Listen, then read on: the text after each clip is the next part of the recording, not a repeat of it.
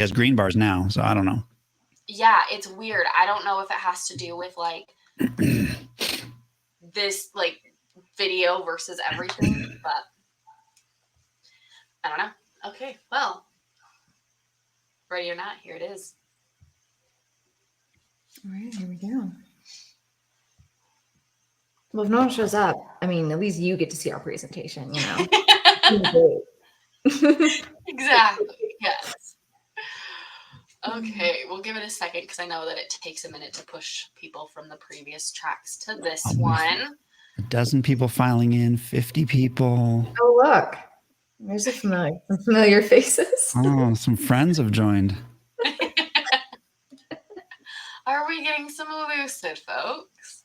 I think so. We support our own. What can I say? It's a great trait. Okay, well, we will go ahead and I'll start just kicking it off. So, thank you, everyone, for joining us for Why STEM Belongs in Presales with Tyler Green and Emily Cater. My name is Katie McCurdy. I'm a Client Success Manager at Consensus, and I'll be the moderator for today's session. DemoFest is presented by Consensus. Consensus is leading the world into a new era of demo automation. Our platform gets your buyers what they need and when they need it. It then multiplies your revenue team's impact with unique insights on those buyers. As a result, you'll see faster close times, larger deals, and higher close rates. You can learn more at goconsensus.com or view the automated micro demo at the link in the Docs tab on the right of your screen. We encourage you to participate in today's session. On the right-hand side of your console, you'll see a few ways to engage with us throughout the session. The chat function will allow you to engage with us as well as other attendees. Our speakers will be taking questions from the audience at the end of the session, but we encourage you to ask questions at any time through the Q&A box.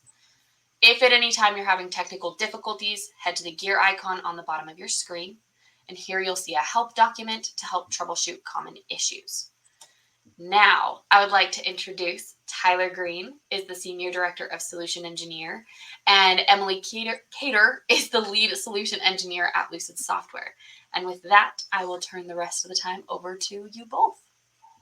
Thank you so much, Katie. We're so excited to talk today about why STEM belong in sales. And to have some fun, we thought we'd introduce a theme. Emily and I love Jurassic Park. And so we thought we'd kick things off today by asking you all a fun question. We're from Lucid Software and we think visually. So we've created some visual activities using Lucid wherein you can weigh in on this important question. Which dinosaur is best? I'm going to post in the session chat here a link to this visual activity, but even easier, you can use your phone to scan this QR code, which will open a little voting experience that Emily can show us now. You're just going to grab the crown icon and dub as king or queen your favorite dinosaur. So grab that crown, drag it onto whichever dino you think is best. We're going to get a sense for which dinosaurs are most popular among this crowd of STEM enthusiasts. How are our results looking, Emily? What votes have we seen in here? Well, the T-Rex's name is proving prophetic. It looks like so far, T-Rex is king. And if we do a little breakdown here, it's got 4 out of total. We do have at least one other vote though. So, oh, nice. Ooh, yeah. The Ankylosaurus. Caleb says the Ankylosaurus is best. That's a good one. Yeah. Oh, back to the QR code. Yeah, here we go. There you go. Grab that QR code. We got to know which dino is best. So we're going to have some fun today. Jurassic Park is an incredible example of why STEM belong in sales. Now, there were some unfortunate outcomes in the specific Jurassic Park narrative, but what a huge success it was overall, I would say. Well, we're going to be talking today about why STEM belong in sales. So hold on to your butts. Like a good scientist, we need to start with our hypothesis. So I would say that if it is true that STEM belong in sales, and I posit that it is, then it must be that STEM drives productive culture.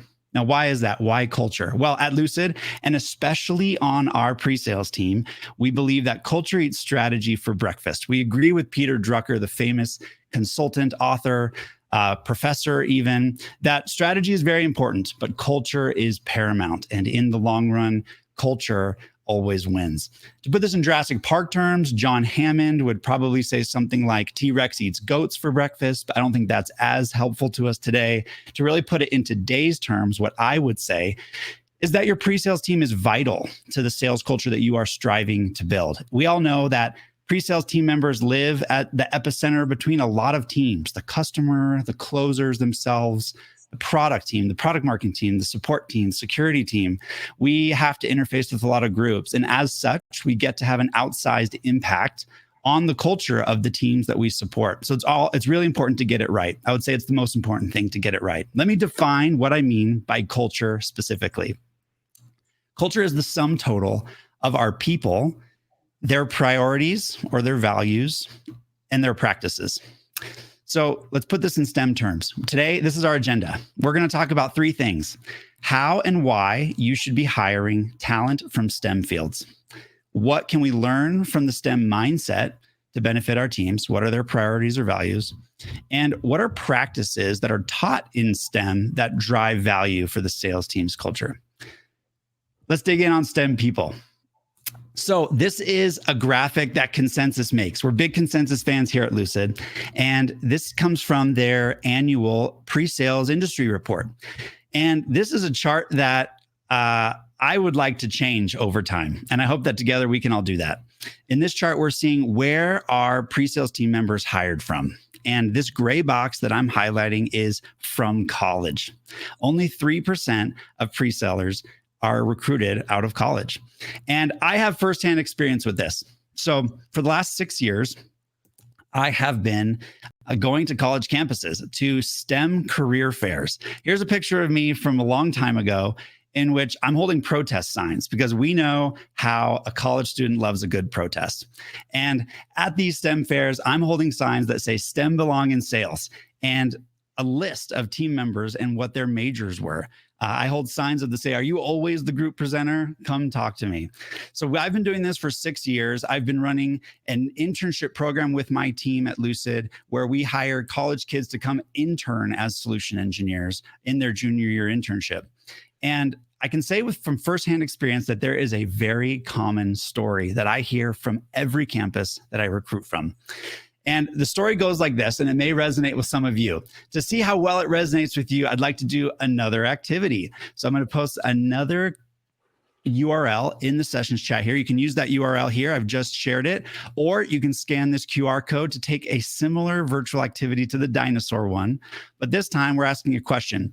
Did you think that you would have a career in sales when you were 20? Let's take a minute to see what people say to that. In almost every room of people that I talk to, especially people in sales consulting, solution engineering, pre-sales, the answer is a resounding no. But I'd love to see if this group is any different than that.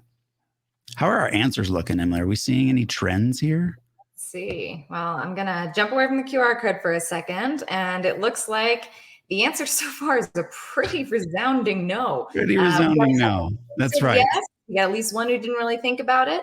But yeah, most popular answer currently is no. Emily, could you go back to the picture of me on the campus? So when I'm holding these signs up and I go to these career fairs, the majority of students are not interested in talking to me. The other recruiters there are from mechanical engineering firms, scientific research centers, all kinds of recruiters for STEM majors. But I can tell you that there is a handful, a small minority of the top performers in each of these STEM majors that are going through a little bit of an identity crisis. These students did really well in math and science at a young age, and they were encouraged to do it more, and it built their confidence. So they pursued it at the collegiate level, and they loved it, and they did exceptionally well. But as they got internships or got closer to graduation or started to get a clear idea of what that career would look like, they started to panic because they realized, oh no, I'm a people person. They realized they didn't want to spend their entire life in a lab, and they didn't want a career that would fail to reward their exceptionally high EQ, not just their IQ, but their EQ as well. There are students out there who have the best of everything. They're exceptionally smart, but they are exceptionally good presenters. They're exceptionally good at relating to people, storytelling, asking questions, leading a group. And this mix of skills is unusual. And at these career fairs that I attend, most of these recruiters can't give them a career that will reward both. But as pre-sales leaders and pre-salers ourselves, we know that our job can reward both. And to illustrate that, we've got Emily here, who's been on my team the entire time that I've been at Lucid. And she's a great example of this. And I'd love to have her tell us a little bit about how recruiting this way out of college from people with this background can help us improve our teams by increasing diversity. Yep. In fact, that is me right there on Tyler's sign. So I am Emily, and I fit Tyler's profile exactly. So I had been a biology major in college. I actually focused in genetics, hence my love of Jurassic Park. And I found that there was really something missing. When I graduated, I took a job actually working in the research field. It was a one-year fellowship just to kind of kill some time and decide if that's what I really wanted. And pretty quickly, I realized it was not what I wanted, that I was missing sort of the ability to stretch those other muscles that I had, the EQ, the people skills. And so I found myself falling in love with the SE role when I came to Lucid. In fact, I had originally thought that I might try to join the engineering team, but it was pretty evident to me after just a couple months working on the SE team that this was right for me because it let me exercise all those skills that I loved. I think something that Lucid has really done to make this program thrive is actually to capture people from those different types of majors. While we've hired a lot of people who fit into that STEM framework, I'm the only biologist on the team. We've got a biochemical engineering. We've got straight up mechanical engineering. We've got some people who studied other types of science, like exercise science. So it really runs the gamut of those different STEM majors that we've chosen to hire from. And I think that going outside sort of the more traditional, if you work in computer science or information systems, you may end up in software, has led to a lot of interesting diversity of thought on our team. While we all have that sort of same framework that's very methodical and, we're good at the sort of analysis, something that is a little bit different is maybe how we approach and analyze how things go and how we approach those systems. I also think that to Tyler's earlier point about there being, high-performing people who then have a lot of the soft skills, I think that's something that I saw a lot, at least in my major, in women, where they had a lot of different soft skills and people skills that they weren't really going to get to use a lot if they pursued that more traditional track. And I think that's one of the reasons that, as you see in this graphic here, also from Consensus, where the pre-sales industry is only about 19% female, SE team at Lucid is 42% female, including currently one who's recently promoted to a manager. And that is about 2x time the industry rate. In fact, it's a little over. There have been times when our team is actually majority female. And I think that one of the ways this has benefited our team is, again, kind of adding to that pool and adding to that just diversity of thought. I think it also helps with sort of that psychological safety, which Tyler's about to talk about. Once you hire one woman, it's more friendly for another woman to join. And as a result, we've ended up with a really great team that I think we all have very, very different opinions, but that actually leads to a better and more cohesive team because we've all joined. We all have this sort of curious background, but we all come from slightly different backgrounds and we didn't all take the same exact class in college. So with that in mind, I'm going to pass it over to Tyler to talk a little bit more about how we learn from that STEM mindset and how it benefits our team. Well, the talent pool is ripe, and that talent pool often brings with it incredibly important mindsets and priorities that STEM ingrains, one of which is psychological safety. So let's express a little bit of vulnerability, maybe honesty even right now, and answer this question, which is, would you be able to outrun the T-Rex like they did in Jurassic Park? Now, here's the caveat. You can't, whoever gives the highest answer in chat is going to have to defend that answer. What would your move be? How would you get away from the T-Rex? I'm going to post the link right now in the chat, but the QR code is probably the easiest way to do this. You can do it all on your phone while you keep watching. How confident are you could outrun the T-Rex? If you feel like you'd be eaten, go ahead and put 0. But if you have any shred of confidence, let's be vulnerable. How would you do it? How would you get away? But you might be on the hook to have to defend that answer in the chat. So, no getting away here with absurd confidence. What are we seeing, Emily? How confident are people checking out the results here? Looks like we only have one person who has voted themselves as confident enough to outrun the T-Rex. Looks like we got we got one more. We got 2 confident people. So if you want to defend that answer in the chat, most people are agreeing with natural selection, baby. We are goners if that T-Rex starts running. So Let's see. If you were the confident one, I would love to hear your defend your answer, please. Yeah, give it to the chat. We'd love to hear how you would do it. You know, that customer's coming at you with hard questions like a T-Rex. How do you throw them off course? How do you get them focused on some value, right? Well, your mindset or your priorities or the values that you have on your team are one of the three pillars of the culture of your team.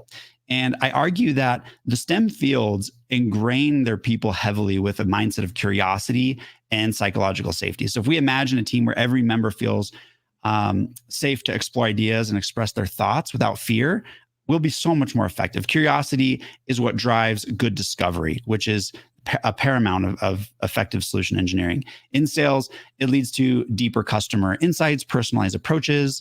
Curious salespeople tend to focus more on why did the customer ask a question in particular, as opposed to, do I have the right answer for this customer? It's this inquisitiveness that builds stronger relationships, and it makes customers feel valued. And psychological safety is what allows this curiosity to thrive. It means that we're creating an environment where our team members can take risks and share ideas without fear. This openness is what I think fosters innovation and collaboration, and it leads to better problem solving and more creative strategies. Google conducted a project called Project Aristotle. And in this project, they sought to understand what makes a successful team. And after looking at all of the teams across Google and extensive research across high performing and lower performing teams, they concluded that the most critical factor that led to a team being highly productive and effective was whether or not there was psychological safety on that team. And in other words, the teams that felt safe to take risks and be vulnerable with each other were the most successful. And I think in STEM programs, this is hammered home really effectively. If you're hiring from students in this program, you can rest assured that the high achievers have learned these principles, especially from doing lab work. So to give us some lessons from the lab, Emily's going to share how some of her experiences in the laboratory have led to effective curiosity and psychological safety as a solution engineer. Yeah, so I'm going to talk a little bit about some of the things that I learned and how they've applied. So one of the biggest lessons from the lab really was to do your background research. So as you might recall in the movie Jurassic Park, they attempt to put in a failsafe for the dinosaurs. They attempt to basically cut out a gene, which is something that I was doing all the time. If you've ever seen doom and gloom headlines about that thing called CRISPR, that was the gene editing technique that I was playing with. And my boss repeatedly told me I was not allowed to create dinosaurs with it. Now, what they failed to do in the movie, and something that I had to be very careful of in my work, was to consider what's around it. You can't just go start splicing and dicing. You actually have to consider, well, what other systems might this affect? What happens if this goes wrong? What happens to, for example, the organism if we take this out? Does it even make it? Do we even have a live dinosaur?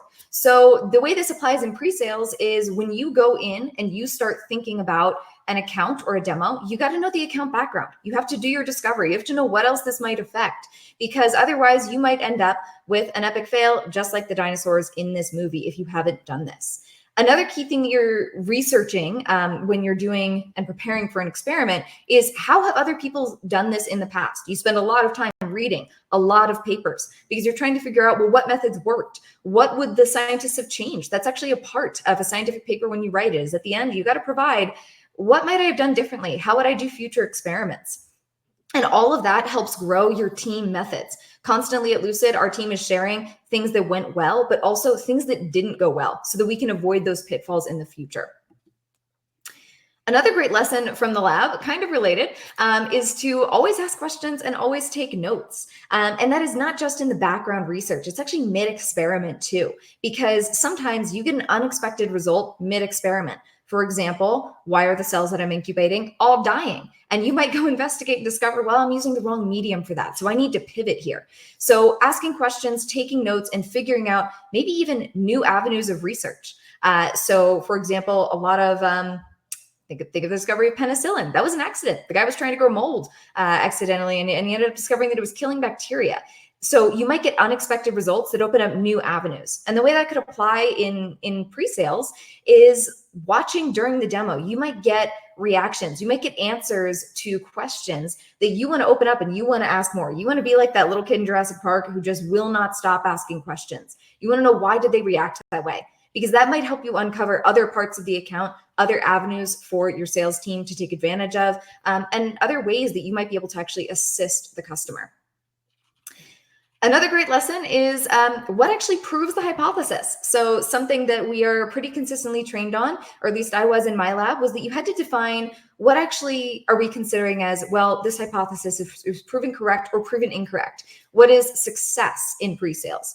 But the other key thing is that it's not just enough to prove that, yes, this is true. You actually have to prove how true. Oftentimes when you're doing an experiment, it's not as easy as a simple binary of yes or no. You actually have to define something like the statistical significance. Now, I wasn't particularly good at that part of my job of doing all those calculations. Love Excel for that. But in pre-sales, we have to think about not just, all right, this demo was successful, but how successful? This demo has shown that this is better than the customer's current state, but how much better does it have to be to get the customer to actually move forward, to get them to react like Alan and Ellie here and say, yes, we are ready to move forward with an actual deal. And then the final one is in science, you got to know when something's not working. You got to understand when something's disproved. It's not about you. You're just sort of in the pursuit of truth here. You got to know, like this hunter, you got to recognize when you've been beaten. You got to know when that velociraptor's been a clever girl and you are goner. So that is something in pre-sales that's also good to keep in mind. Sometimes you are just not the technical fit. Sometimes the answer is no. It's not necessarily because you did poorly. It's not necessarily something you could have controlled. The circumstances just aren't right. But there's also times, where maybe it's just a matter of needing to pivot or redesign. Sometimes the way you're approaching a demo is wrong. Maybe you're just didn't do enough discovery. Maybe notes were faulty. Maybe there's some piece that you're unaware of. And so you might actually need to take a step back, even mid-demo, and redesign your little experiment and see if it's going to work for the customer.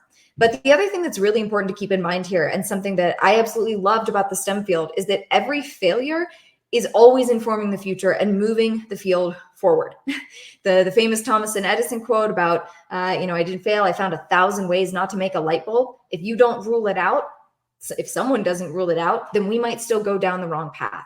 So something that I love about applying this in work is that even when you try something new, when you try a new demo technique and it's just total faceplant, doesn't land at all, you're still helping yourself and your team grow with better and future methods to take on these demos, to take on the sale. All right. And with those lessons, I'm going to take it back to Tyler to talk more about practices. So we've talked about how the talent pool is ripe. There are STEM students out there who just don't know that this is a career path that they would thrive in, and they are a perfect fit for your teams. They can help you foster a culture of prioritizing curiosity and psychological safety, which should be among our top priorities as pre-sales leaders, to foster that environment. Now, you all answered a question earlier that at age 20, you really didn't imagine you'd have a career in sales. But looking back, I'd imagine most of you could say that what you studied or what you were expecting to pursue actually did prepare you for a lot of the skills and practices that we do as pre-sellers today. You just didn't realize it. And I think that is also true among STEM students today in college. They are learning practices that apply really well to the customer interactions and the internal work that we do as pre-sellers. So with that, let's jump into some of the practices that we conduct as a pre-sales team that we learned to do exceptionally well in our programs in college. Yeah. All right. So I'm actually going to talk about 2 ways that we do this specifically at Lucid, and 2 ways some of those practices have really benefited our team and helped us do things like build great relationships with product, help with the product vision, but also provide better things like trials and POCs to customers. So one of the ways that I think our mindsets and practices have come to really benefit Lucid, and having a lot of STEM majors on the SE team has benefited Lucid, is the way our SE team participates in things like product research and testing. So as STEM majors, you probably have pretty natural curiosity, almost a surplus of it. Frankly, I think sometimes our product managers wish we had a little less, because we will just go for it. We'll try to use the product in believe one of them once called it unnatural ways, in order to figure out what other things could customers do with this? How better can we solve problems? But something that's key to this is that it's also combined with this systematic mindset. So SEs aren't just going to, start testing everything. We're going to take notes. We're going to keep in mind, what things are working, what things aren't working. So we are going to be able to come in and combine that curiosity with that systematic mindset with some pretty great results. So Lucid, our SE team, is pretty frequent filers of bugs. We are great at finding those item 151 on today's glitch list. We are going to be really good with product feedback, because not only are we taking all of our own product feedback as world-class users of the product that we're trying to sell, we're also constantly meeting with customers. And we are actually able to then synthesize that all together. Because another thing that you have to do in STEM, you're taking a ton of data. You're trying to synthesize it into what's the actual outcome. What could we do to improve this? What might a future solution be? And so we're able to give amazing feedback to those product teams. This has helped us build really close product relationships with the engineers and the product managers at Lucid. In fact, we have SEs assigned to attend every sprint review that our engineers do at Lucid for customer-facing features. And we're actually able to provide live feedback. Tell them, hey, I'm hearing a lot of customers asking for this. This is great. Or, I see the way you're planning to implement this. Here's some things you might want to consider. And all of this comes from the fact that we've been applying that curiosity, that systematic mindset, and bringing it all together. In fact, our SE team pretty frequently participates in hackathon every year at Lucid, so that we're always helping them kind of drive forward with newer and better features that we are seeing as power users and as people on the front lines of customer testing saying this is what will make Lucid so much better for our customers. And here's the data to back it up. Here's my proof. So all of that has made, Lucid's ST team really good at that product research and testing that has definitely benefited Lucid as a whole. Another way is the bit more of the customer-facing sense, which is pilots and trials. Because what are these if not an experiment?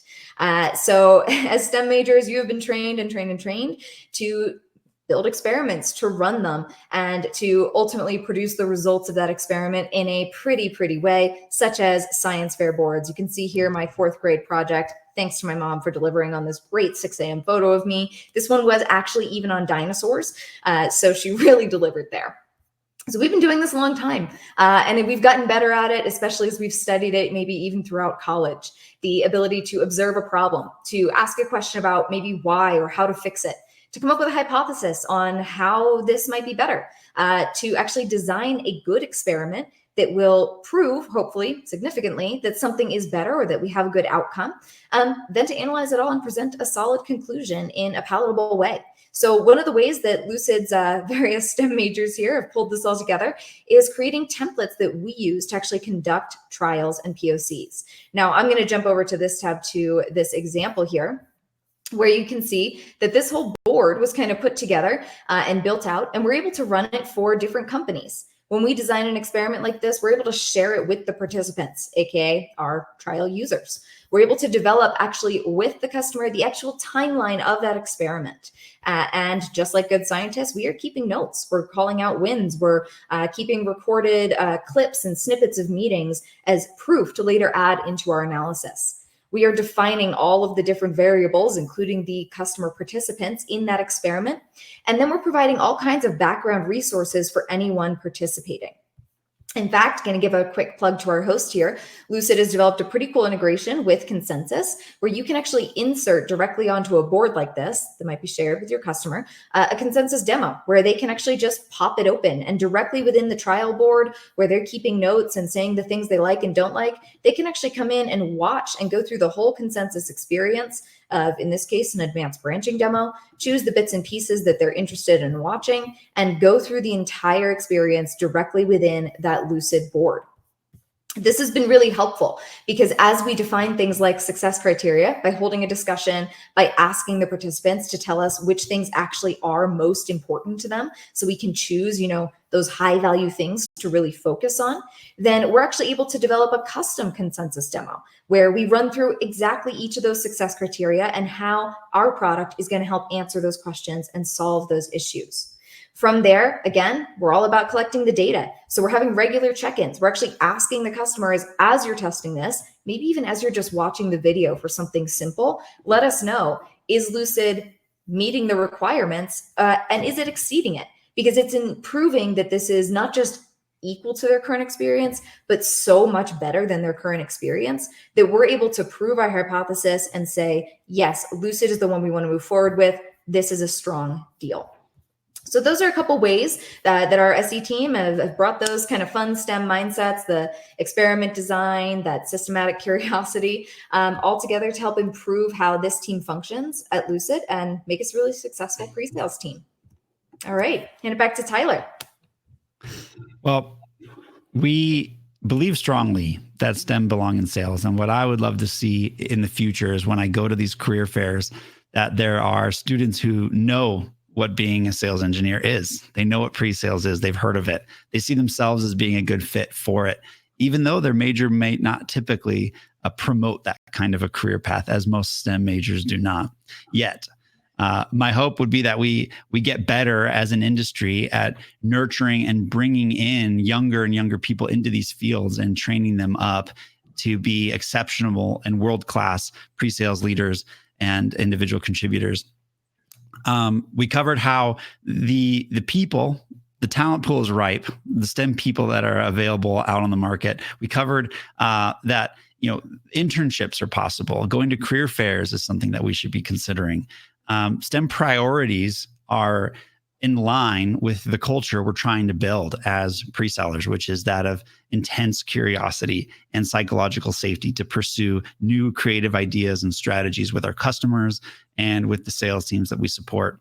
And Emily covered for us some of the practices that STEM students are learning that make them instantly very good at all kinds of things that we routinely do as solution engineers, such as pilots and trials, being compared to an experiment and a trifold board, as these students have done so many times, and conducting product research and testing and giving good feedback to the product teams who depend on learning what customers need and hearing that information clearly without bias. So we're grateful that you're here, and like any good pre-sellers, we've left ample time for discussion. So we'd love to hear from you. What questions do you have? And we'd love to address those questions in real time. Is our moderator? Katie's here to be our moderator. I'm coming back. Yes. Before we get to everybody else's questions, I have a very pressing question. Emily, you mentioned that you were doing some of the research that they theoretically did in Jurassic Park. If given the opportunity, would you have created a dinosaur? Absolutely, I would have. Okay, fair. Awesome. Okay, so it looks like someone in chat has asked, how have you convinced STEM that they belong in pre-sales? That's a great question. Yeah, really, really good question, Daniela. So when I go to fairs, it typically follows a similar pattern. One is I'm holding signs, I'm making eye contact, I'm looking at all these students, and they self-select pretty quickly. A lot know that they are not here for me. I make them uncomfortable and they don't want to talk to me. They kind of avert their eyes and they walk on to the next booth, where there's, maybe some chemical lab offering interesting positions to chemical engineers, perhaps. But my sign definitely catches the eye of some students, and they want to know what it's about. And they come up and they ask me, like, what is this? What are you doing? And what I do is I then ask them questions. I say, tell me about yourself. What are you thinking? And I'm sort of seeing if they are one of these students that follows that life story that I put out earlier, which is that they've pursued this for a long time because it's always come easy to them. Science, math, whatever it was, it came easy to them. They've thrived in it. They've always been top of their class, but they actually have this other skill set that's always set them apart. That's why I like this sign, which I've used pretty frequently. Are you always the group presenter? Or I ask them, are you always the one that's getting the group together? Do you find that you typically do the more, outward facing work? And when they self-selected that, I say, have you interned with any of these labs or engineering firms? And what was your experience like? And I ask questions about how it felt. And I've asked if they've had any experience selling anything. Like, did they ever sell Girl Scout cookies? Or whatever it was. And surprisingly, a lot say yes. And I asked them, were you good at it? And they usually say yes. And so, I'm not convincing people. I'm trying to help people who have already started to wonder, is the sort of promoted career path in my major, and every major tends to have these ones that are sort of revered as being the path that the best students take, unfortunately.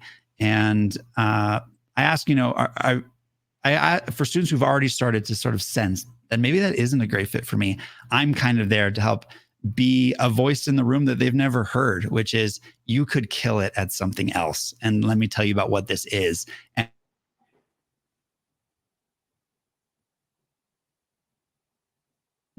And it looks like my voice is cutting in and out. Katie, you tell me if I'm cutting out or anything like that.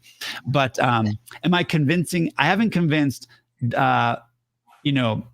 the industry, we'll say. But I think on a personal basis, when I go to these fairs, there's always a dozen or more students who select into wanting to talk to me and who fit this description really, really well. But I have started building relationships, and I would encourage all of you to do the same.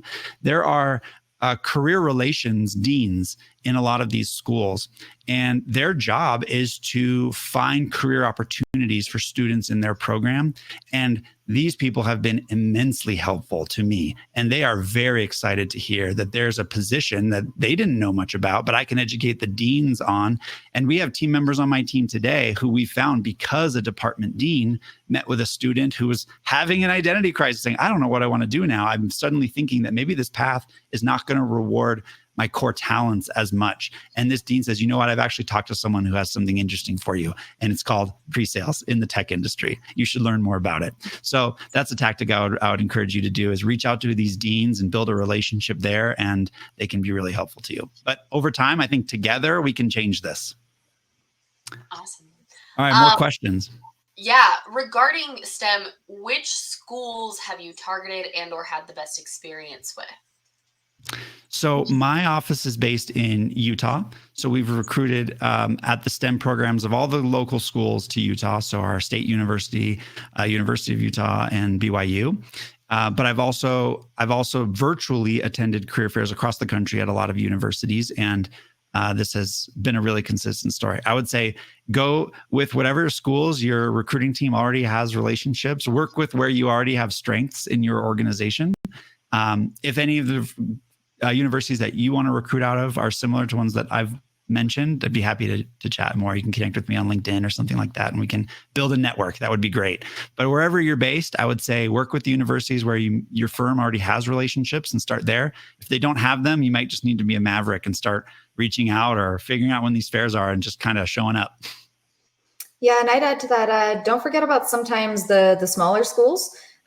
So for example, I went to a very, very small school, and it was liberal arts college, which I think quite unique. Something you'll find there at schools like that is that students are asked not just to take something that's really focused on their major. So what you might find at a liberal arts college is that the students who are still majoring in STEM are still being asked to take things like a theater course or an English course. So they actually have already been pushed to maybe discover or test those other skills. And that can also lead to a bit of the, other skills and that identity crisis of, wait, I actually might like this better than what I'm seeing in terms of my career path.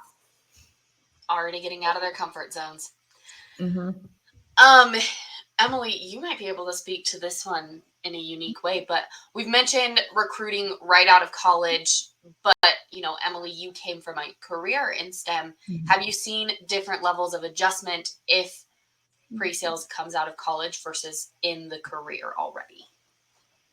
Yeah, I mean, I can speak to my experience, then Tyler probably has a lot of great stuff to say about right out of college. I would say that different levels of adjustment, you have, for me, like I had a bit of the work experience in a sense. I wasn't like fresh out of college, so I knew kind of what it was like to want a 401k and, look for things like that in a job.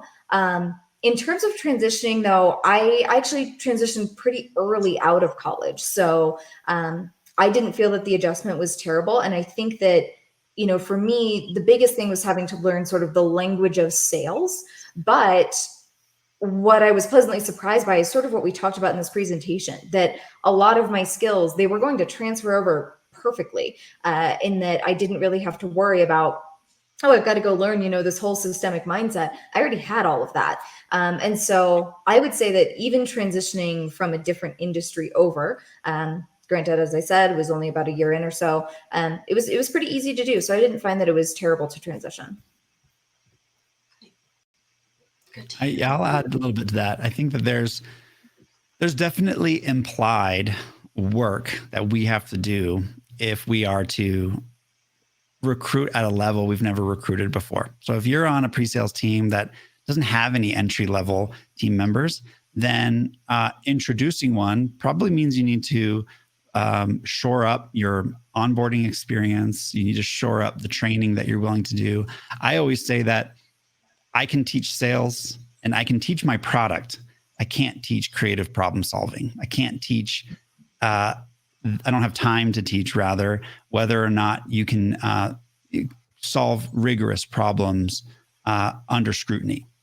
I can't teach comfort with being in front of other people or working in a group. I really need candidates to show up with those things already. Thankfully, there's lots of people in these STEM programs who have all of that. And it's a great heuristic that saves you time in recruiting, because if they have straight A's in their difficult program, you can infer a lot from that. What you can spend your time recruiting on is evaluating how well do they present, how well do they deal with feedback, how well do they deal under pressure of presenting to a customer. We can simulate these in a recruiting environment, but it is implied. And I am saying that we need to get better at introducing younger people into this role. And that implies that we need to get better at onboarding and training and whatnot. So, there are things we'll have to teach. We'll have to teach, professional acumen. We'll have to teach workplace etiquette. We'll have to teach all of these things that any job needs to teach to somebody fresh out of school. But those are easy things to teach, in my opinion. I'd rather have someone who's already learned the things that I don't have time to teach or are significantly harder to teach. And I think that that's pretty well connected to John's question here about SMEs or jack of all trades. Maybe you're asking in general, in pre-sales in general, but I would say in general, I think that's very product dependent. At Lucid, our product is applicable to so many personas in industries that having breadth is really valuable. So perspective and being able to learn new industries and new personas really quickly at a basic or adept level is what's valuable, as opposed to extreme depth of expertise. If you're speaking about specifically hiring out of college, I would say, regardless of what their major is, none of them are SMEs. So they're all jack of all trades at this point. That'd be my response to that. But if you have a product that is very focused, very, very clear persona and problem set, and there's real depth of technical capability and value to that user, I would say an SME is probably preferable for your hiring strategy. Awesome. This is a partial question, partial thing to think about. Do you work with the Pre-Sales Academy at all to find people who are actively looking to career transition into a pre-sales role? They said that this individual, Ty, came from nursing and went through the Pre-Sales Academy and is now in pre-sales. So. No, that's a really good call out. I don't have much experience working with the Pre-Sales Academy, but your question here has caused me to think about how I could build better relationships there to potentially help foster more campus recruiting and campus awareness. I'll do that. I appreciate that call out. I don't know, Emily, did you ever connect with Pre-Sales Collective? Was the one that I've heard more about, not Pre-Sales Academy. So I might be confusing the two. No, I just sort of tripped and fell into this. So it was a good trip and fall, though. It was. Do you have any recommendations for graphic or artistic training for pre-sales? I've never seen a whiteboarding 101 or diagramming for pre-sales class to elevate SEs or solution architects.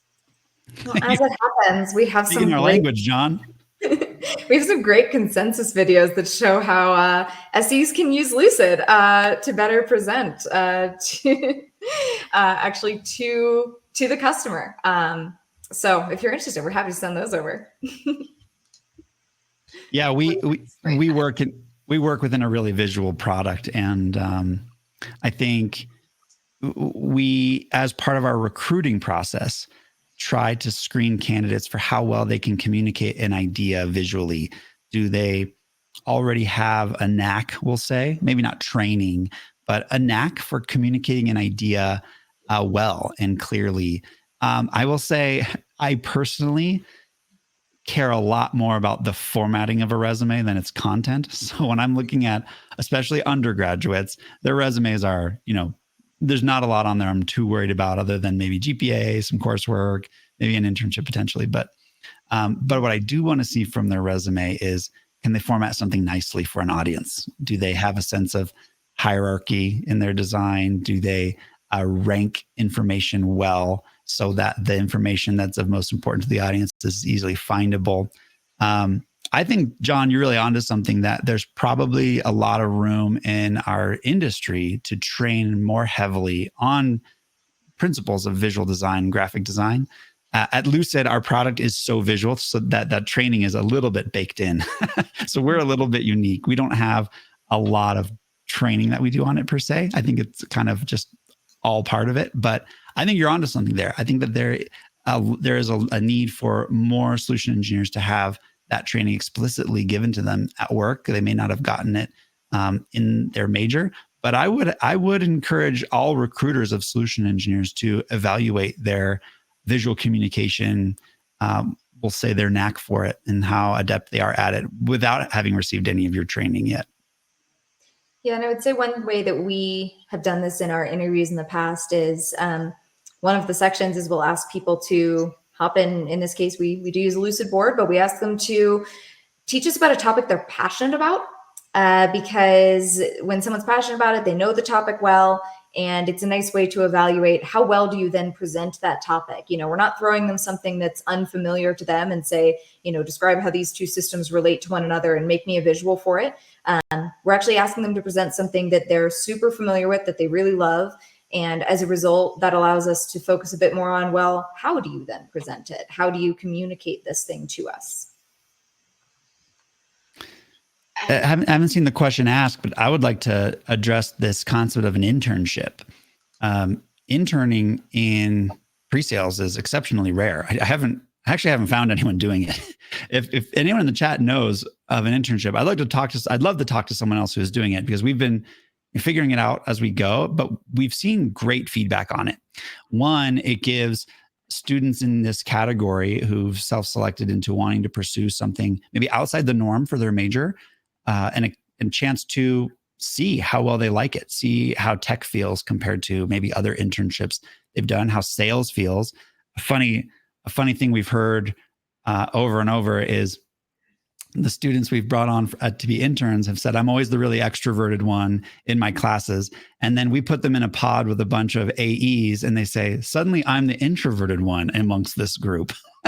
And it's pretty funny to see how personalities get mixed. But the internship is another great way for us to find people, evaluate people ahead of time before making offers to them in the future. So I would encourage, just as bringing in people right out of undergrad requires that we shore up more onboarding and training capabilities on our teams, creating an internship program requires obviously development of the program. We need someone to manage this team and really nurture them, ramp them quickly in our product, and then start exposing them to customers and sales reps. So if you have a pre-sales team today that perhaps mostly covers enterprise or mostly covers deals above a certain value or something like that, and then you have lesser value, more scalable work, SMB or other segments like that, your interns can start to get involved with those reps selling to SMB perhaps. And those reps will be incredibly excited to have somebody come support them on calls and tackle some different demos and other things. And it gives them a safer environment to make an impact and drive revenue amongst teams that maybe don't typically get as many support resources. So that's one thing we've done. We've seen great success with it. It's been a solid part of our hiring strategy now for several years. And it feels less risky because we get to get with these interns, give them a great experience, but also learn more about them and if they're a long-term fit for us. Yeah, I think internships are so undervalued, especially in this pre-sales world, right? Like test it out, see if it works for you, then run with it. Do you find that STEM backgrounds are better at visualizing and presenting data-driven topics?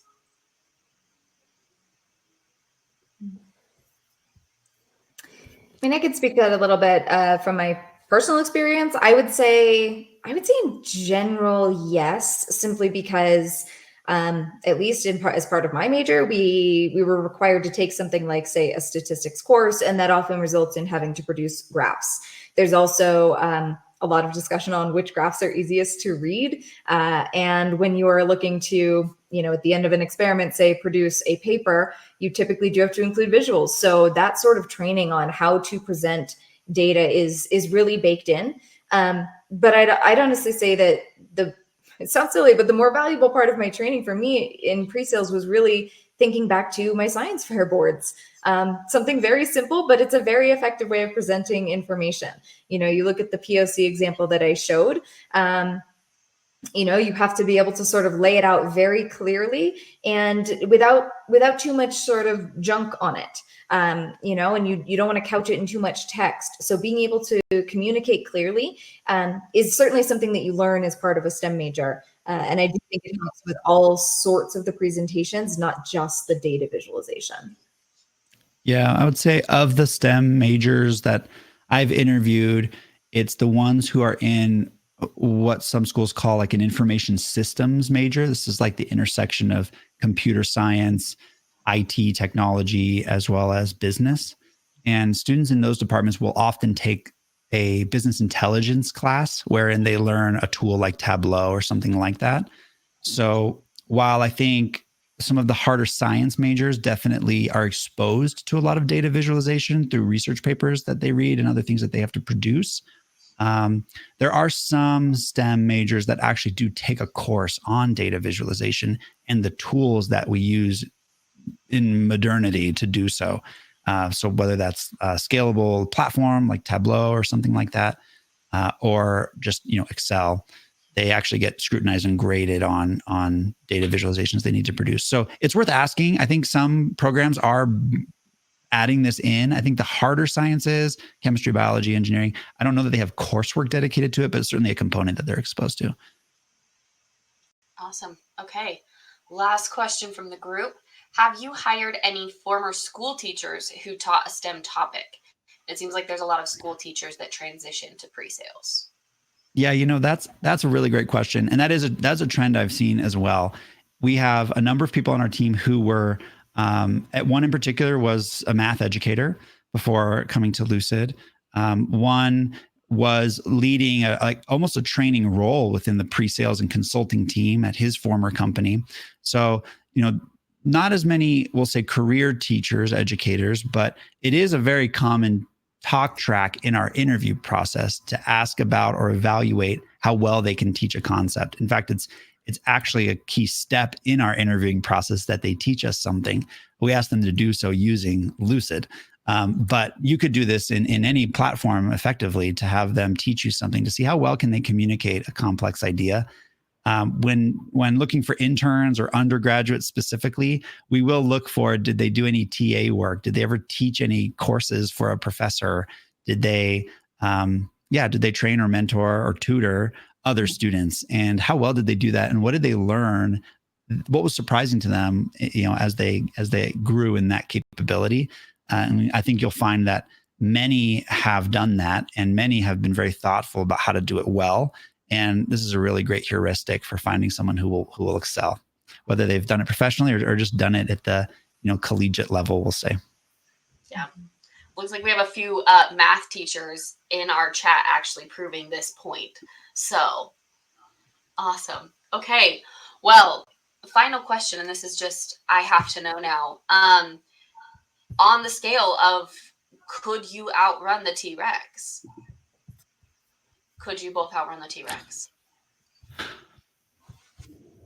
I don't know. I don't think so. If I had a flare like they had in the movie, maybe I could outrun it for a bit, and then we're just hiding. Then we're just hiding as best as we can.